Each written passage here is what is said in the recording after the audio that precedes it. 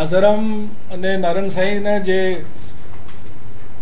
ગુનાઓ દાખલ થયા એમાં જે વિટનેસીસ સાક્ષીઓ પર હુમલા થતા હતા એ હુમલાના મુખ્ય સૂત્રધારો કાવતરૂખોર જે ગઈકાલ રાતે બેંગલુરુથી લિફ્ટ થયા છે અને અરેસ્ટ થયા છે એ બસવરાજ છે એલિયાસ વાસુ બીજાપુર કર્ણાટકના રહેવાસી હતા અને એની વાઇફ સેજલ મહેશ પ્રજાપતિ એ બંને અત્યારે ચાંદખેડાના જે ગુના છે એમાં અરેસ્ટ થયેલા છે અને એના સાથે બીજા જે કોન્સ્પિરેટર્સ છે એ અર્જુન વકીલ, પ્રવીણ વકીલ અને પુનિત છે.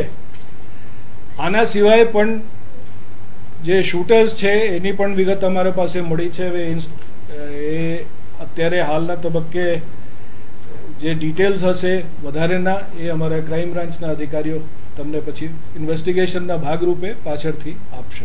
અમદાવાદ ક્રાઇમ બ્રાન્ચની જે ટીમ છે એ નારાયણ સાંઈ અને આસારામની જે કેસોમાં સાહિદી અને ફરિયાદીઓ ઉપર જે હુમલાઓ થાય છે એ હુમલાઓની સિરીઝની અંદર જે મુખ્ય સૂત્રધાર અને મુખ્ય સૂત્રધાર સાથે જે જોડાયેલા માણસો છે એમાંથી 2 લોકોને પકડી પાડેલ છે.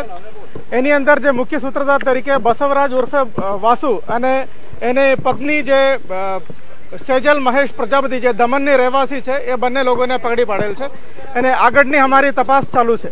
બંને જે આરોપીઓ છે એ આસારામ અને સાધકો હતું અને એના આશ્રમમાં પણ રહેતા હતા અને આ લોકોની અંદર 15 લોકોની એક ગ્રુપ હતું જે ફરિયાદી અને ફરિયાદી સાથે જે જોડાયેલા સાહિદોની રખી કરી અને એના ઉપર અટેક કરતા હતા. આ જે આરોપીઓ જેને આજે પકડ્યું છે એના 5 કેસોની અંદર અમારે પાસે માહિતી છે કે એને ઇન્વોલ્વમેન્ટ છે.